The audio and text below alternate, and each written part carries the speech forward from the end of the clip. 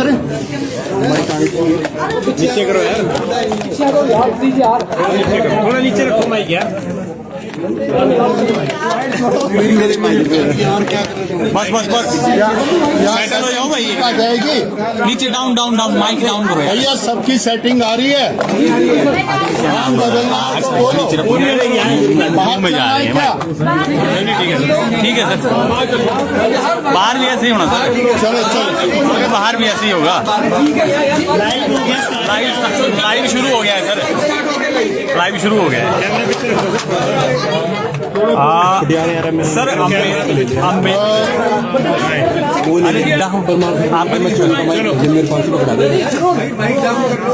Sir आज हमारे मध्य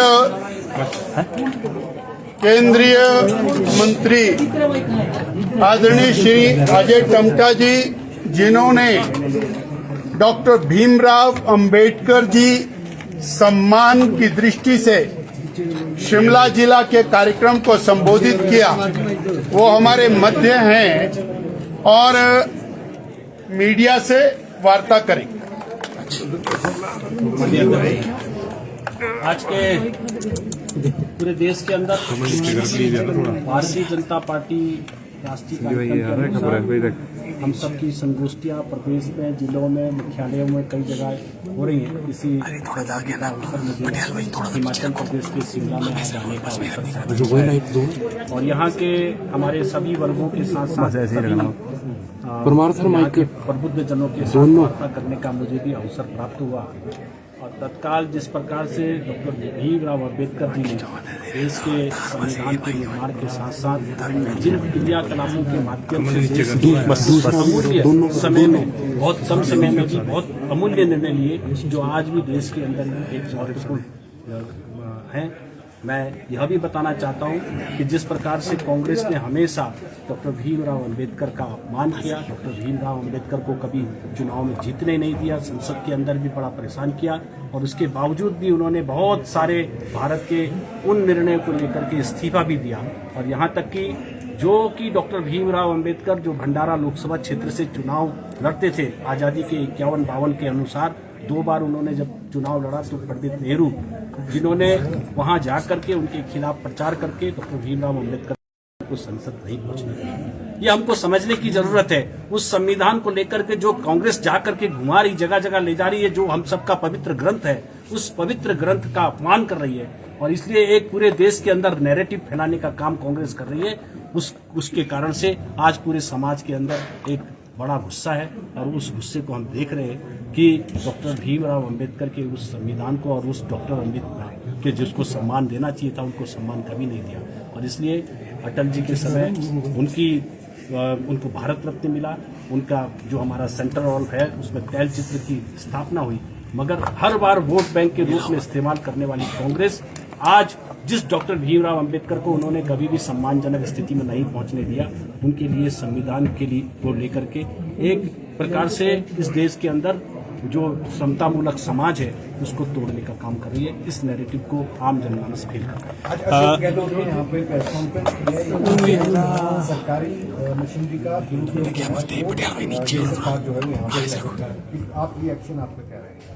हाँ, ये अगर उनका कोई, क्योंकि मुझे उनके किसी भी व्यक्ति के अनुसार कहना नहीं है, मेरा तो बड़ा सौभाग्य है कि मेरे ऑलरेडी मैं 3 दिन अभी जाकर के अरुणाचल प्रदेश के विकास कार्यों को देखकर आया हूँ और पूरे उसके बाद मेघालय और मिजोरम के अंदर भी कार्यक्रमों को, हमारी जो रोड नेटवर्क चल रही है, जो हमारे NHAI DCL बना रही है, जो बॉर्डर रोड बना रही है, उसके काम को तेज गति करने का काम किया है। हमने सरकार का इस देश के अंदर सही प्रकार से सदुपयोग किसी ने किया है तो नरेंद्र भाई मोदी जी ने किया है और इसी का परिणाम है कि हमारे बॉर्डर के माड़ा तक, हमारे बॉर्डर के मिलम तक, हमारे बॉर्डर के आदि कैलाश मानसरोवर तक, हमारे बॉर्डर के हमारे अटल टनल के माध्यम से लाहौल स्मृति तक, पर लाहौल स्मृति से लेकर के अलग आगे हम लेह लद्दाख और लेह लद्दाख से जेट मोड़, सरमोड़ हम टनल तक ले जाने का काम अगर किसी ने किया है, हम सरकार का उपयोग आम जनमानस के लिए, भारत माता के उपयोग के लिए जिसने किया है, तो वो नरेंद्र भाई मोदी जी के मार्गदर्शन में विकास की तेज गति बता रही है। आज पूरी दुनिया के अंदर भारत लगातार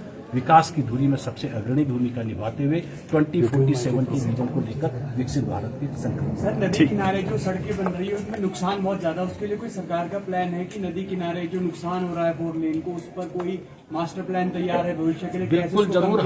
हमारी जितनी भी सड़कें हमारी बन रही है, चाहे 2 लेन से 4 लेन हो रही है, चाहे एलिवेटेड रोड बन रही है, चाहे टनल्स बन रही है, उसके लिए हमारी पूरी की पूरी टीम जो भी कोई ऐसा नुकसान, चाहे वो नदी के रूप पे हो, चाहे पहाड़ों को जो हमारा जो पहाड़ धस रहे या हो रहे, उसके लिए भी हमारी प्लानिंग चल रही है। आपने इस बात को देखा भी होगा, समस्याएं आती हैं, समस्याओं के समाधान के लिए उसके लिए हमारे बहुत सारे सर्वे ऑफ इंडिया TSDC के माध्यम से किस प्रकार से पहाड़ों के अंदर भी विकास हो और विकास के साथ साथ जो नुकसान हो रहा है उसको भी रोका जाए, उनको हमने टेक्निकल टीम रखी है, हमने IIT की टीम रखी है और उसके अनुसार उस काम को भी हम पूरा। क्योंकि हिमाचल में गैर भाजपा सरकार है, इसलिए कोई विकास में केंद्र सरकार। एक बड़ा दुर्भाग्य है कि मैं आपके माध्यम से, आपने पूछ ही लिया है, लगभग हमारे 73,000 करोड़ के काम हमारे हिमाचल के अंदर हो रहे हैं।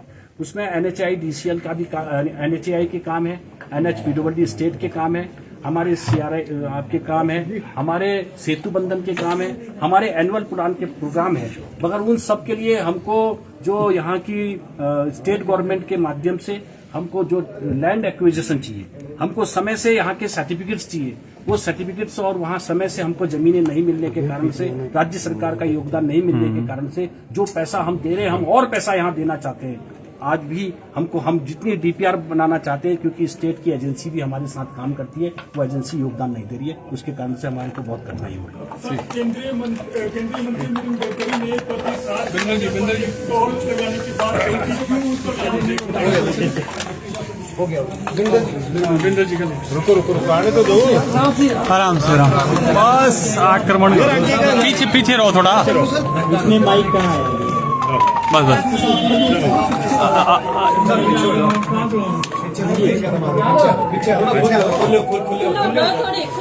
हाँ खुले पता नहीं है क्या हो रहा जी।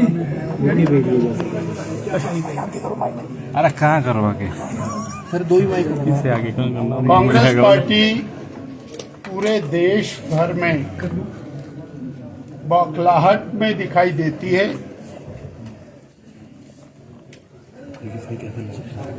नेहरू गांधी परिवार और उस परिवार का पालन पोषण, यही एक कांग्रेस पार्टी का लक्ष्य रह गया है। जब भी कोई सच्चाई दुनिया के सामने आने लगती है, कांग्रेस पार्टी नेहरू गांधी परिवार के साथ खड़ी होकर उस सत्य को झुठलाने के लिए प्रयास कर। बस इतना ही नहीं। नेशनल हेराल्ड मामले में चार्जशीट हुई है और उसके बाद कानूनी कार्रवाई चलेगी। दूध का दूध, पानी का पानी हो जाएगा। तो इतनी बौखलाहट की आवश्यकता नहीं होनी चाहिए। और ये आज से भी जुड़ा हुआ मामला है कि केवल उस परिवार को आगे बढ़ाने की चिंता करना, उसी के लिए चिंता करना। डॉक्टर भीमराव अंबेडकर जी, संविधान निर्माता, दलित उद्धारक, उस समय के सबसे बड़े इकोनॉमिस्ट होने के बावजूद नेहरू जी उनको चुनाव हराने के लिए उनके विधानसभा क्षेत्र में वोट, उनके पार्लियामेंट के चुनाव में वोट मांगने के लिए सारा देश चाहता था कि वो अनोपोज जीत करके आए, परंतु उनका विरोध किया। क्यों भय लगता था? क्योंकि वो पूरे समाज को साथ लेकर के चलना चाहते थे। जब धारा 370 का उन्होंने पार्लियामेंट में विरोध किया और उन्होंने एक शब्द उसमें राष्ट्रपति से जुड़वाया, अस्थाई, जिसके कारण आज कश्मीर भारत का अभिन्न अंग बना मोदी जी के प्रयासों से। ऐसे भीमराव अंबेडकर को बार बार चुनाव में हराने का प्रयास कर,